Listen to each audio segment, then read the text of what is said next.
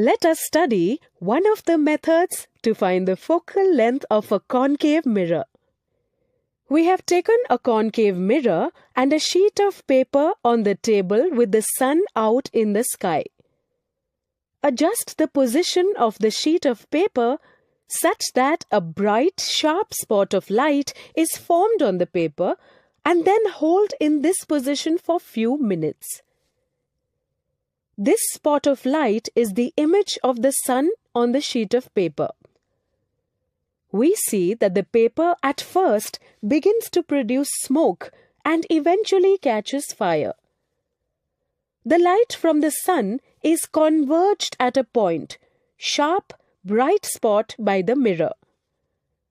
This point is the focus point of the concave mirror where all the sun rays concentrate or converge. Hence, by finding the distance between this image or the sheet of paper and the concave mirror gives the approximate value of the focal length of the convex lens.